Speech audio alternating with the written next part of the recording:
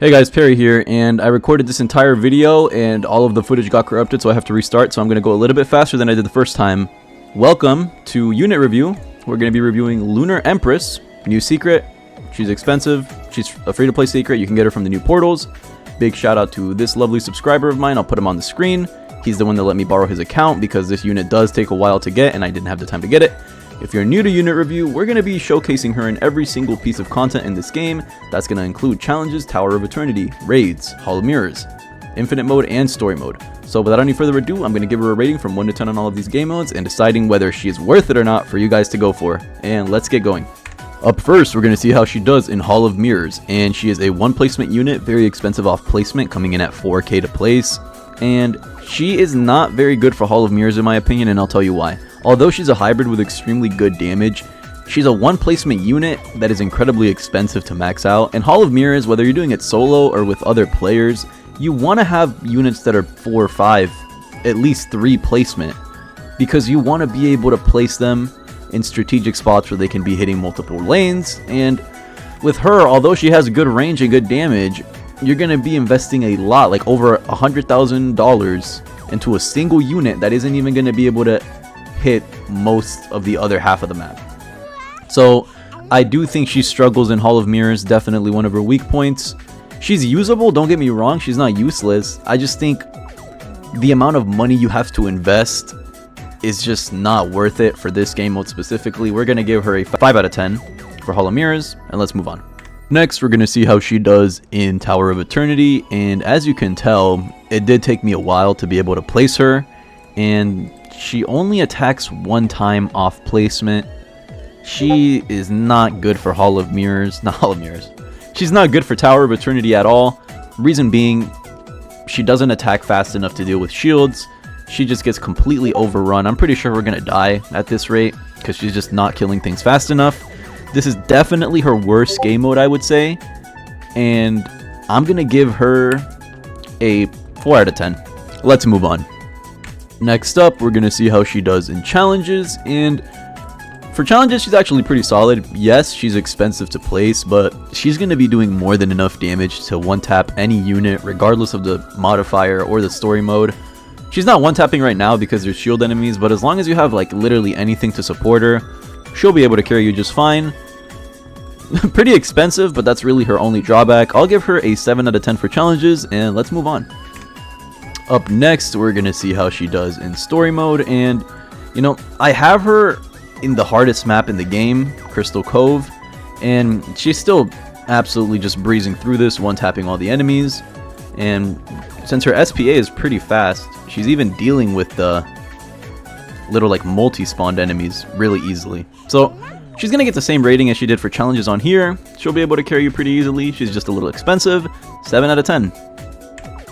Alright, now we're going to give her a rating for raids, and you know, off placement, she's doing hella damage. She can one-tap most of the raid units off placement, and once you get her up and running and once you get her to max, she can solo the entire raid by herself. Obviously, get some decent support units that can help her out, you know, get some farms in there too so you can have the money to max her out because she's super duper expensive.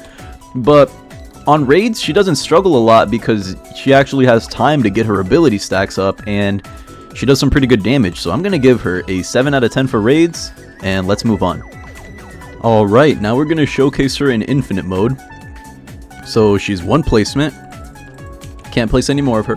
I assume that's to balance her out because her passive is pretty strong and you don't want to be having multiple of her with the passive.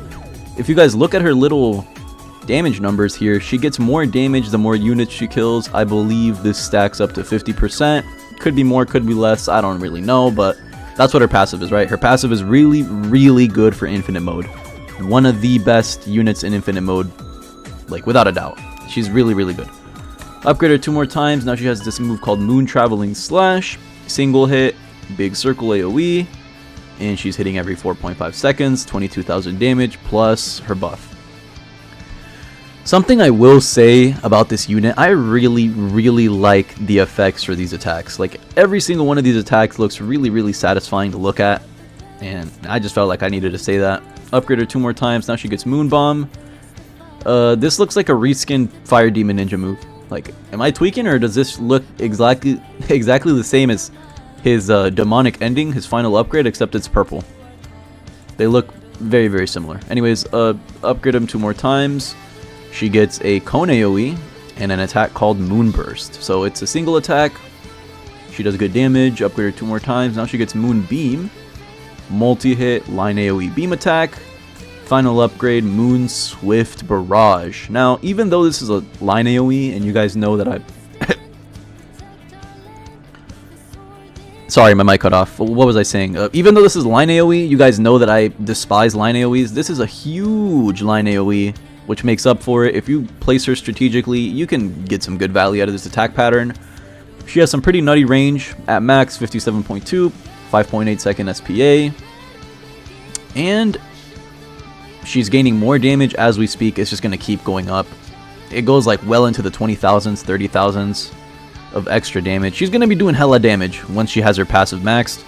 She is one of the best units for infinite mode. For infinite mode, like, if you're going on leaderboard runs, I think she's a must-have. So for that, I'm giving her a 10 out of 10 for infinite mode. And let's move on to our closing thoughts.